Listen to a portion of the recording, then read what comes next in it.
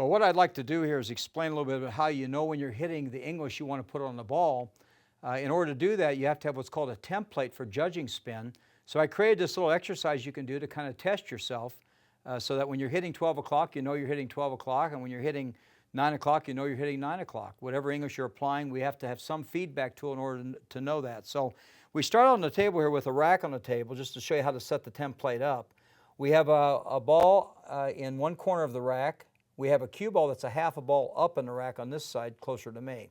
So the template is simple. Put the rack on the table, make sure it's right up over the spot on the table, the front apex.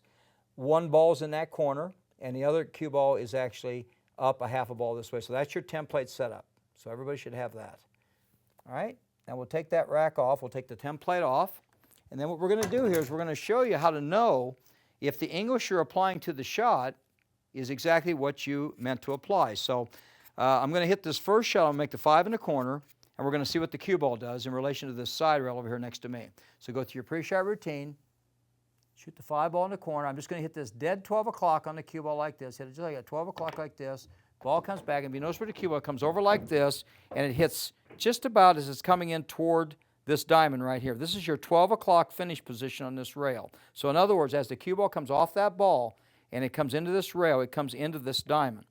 So if we then go back to the template again and set up the shot again, and this time what we're going to do is we're going to explain the other hours on the clock, so to speak, of what would happen when you hit the cue ball a certain way. Now if you were to hit from 12 o'clock all the way down to 6 o'clock, hitting 6 o'clock the cue ball would hit the 3 and it would go over, and then it would draw off of this tangent line and it would come down to this pocket right here. So let me kind of explain the different hours of finish of this cue ball using certain types of spin. This is basically 12 o'clock, which we just illustrated. This would be 11 o'clock. This would be 10 o'clock. This would be 9, 8, 7, and 6. So if you hit a ball at a certain type of spin, you'll know if it's coming into the right place. Now in order to illustrate, let's say, position on this 9 ball, which I've got on the table down here next to me, you would have to figure out what spin to hit on the cue ball. Well, obviously, you want the 3 to go in, and you want the cue ball to hit this cushion.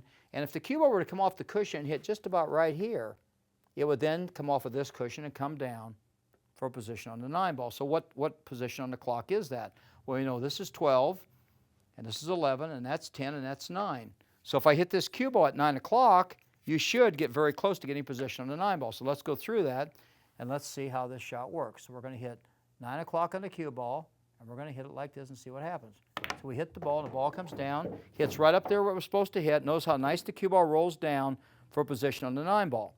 Now, I made that very simple to calculate, and if you were practicing your template for judging spin, you could set that up exactly as I showed you how to set it up, hit that cue ball at 9 o'clock, it would travel around the table and get position on the 9 ball. Now, if you don't know that proper position on the cue ball, you might, instead of hitting it at 9, you might hit it at 11 or something like that, and you wouldn't get your position. So this is a very valuable tool to use, and it puts you in touch with the English you're wanting to apply to the cue ball. So remember, try 12 o'clock, try 11, try 10, and if you go the opposite way around the table, you're going to have different, you're going to have 12, 1, 2, 3, 4, 5, 6, so whether you're going right or left. In this case, we're going to my left.